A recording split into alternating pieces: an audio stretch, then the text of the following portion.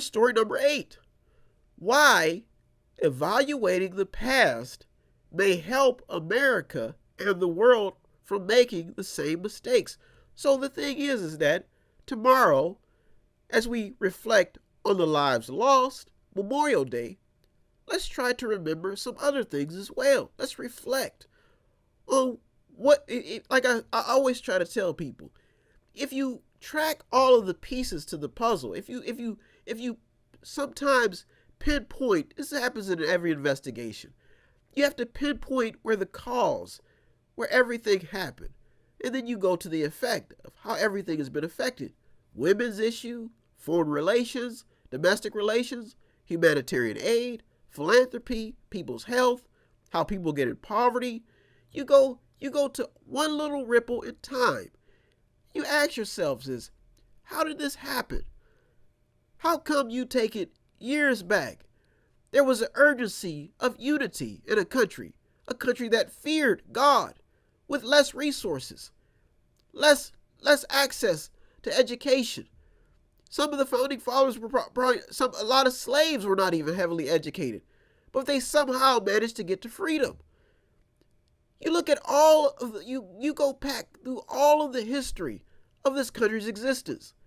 You look at the founding of the Constitution, how they put in place a democracy, put in place for the people. You look at all the lives that had to fight in civil wars and wars and revolutionary wars and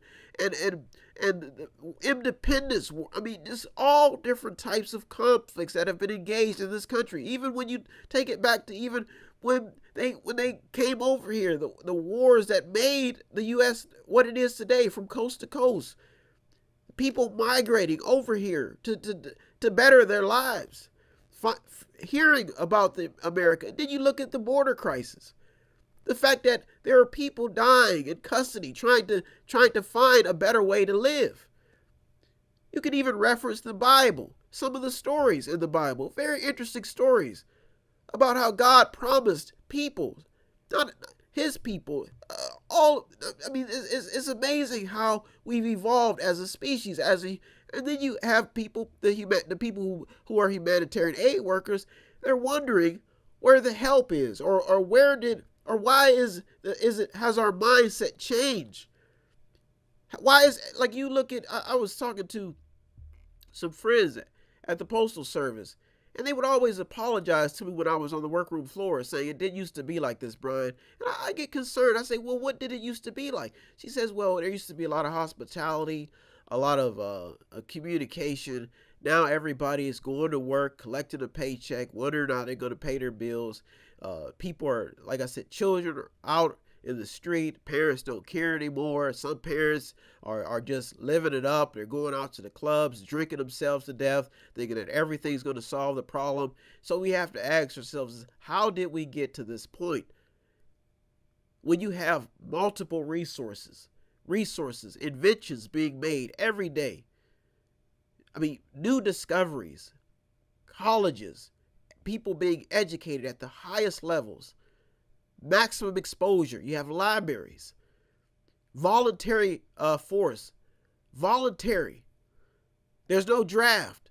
You go to the recruiter. Then you have people who shun down the military. Separation between authorities and the public. Divisiveness, schemes, not understanding domestic relationships, racial injustice between people who don't understand the history.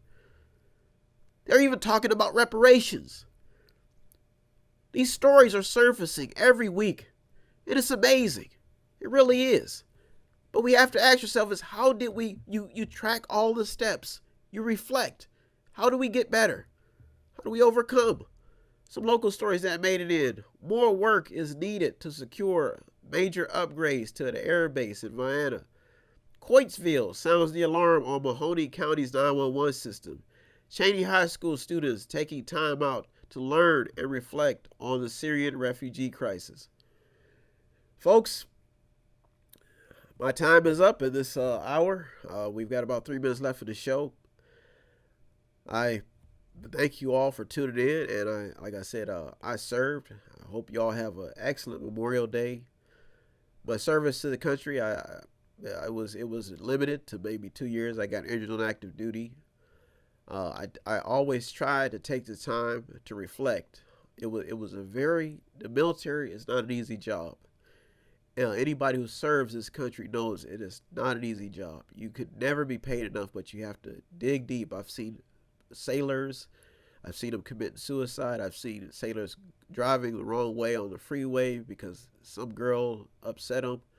If you could do anything this Memorial Day, it would be to reflect and remember that your life may be good, but somebody else's life can reflect on how good your life is. So you can make somebody else's life better by just remembering. It's very tough to do. It's very tough to forgive people from their past behavior.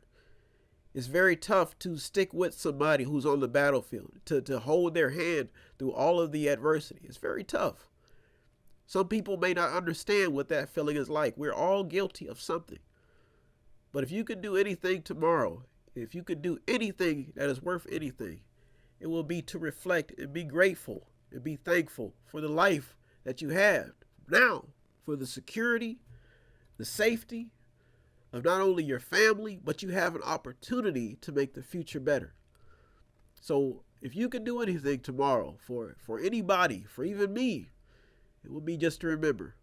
I want to thank you so much for tuning into the Mediator this week with me, Brian West. Have an excellent week and have an excellent Memorial Day. I am out of here. I'm going to take a nap. I got a lot of work to do. Thank you. Have a good day. Then dial your operator. Have no fear, fellow citizens. The Mediator is here.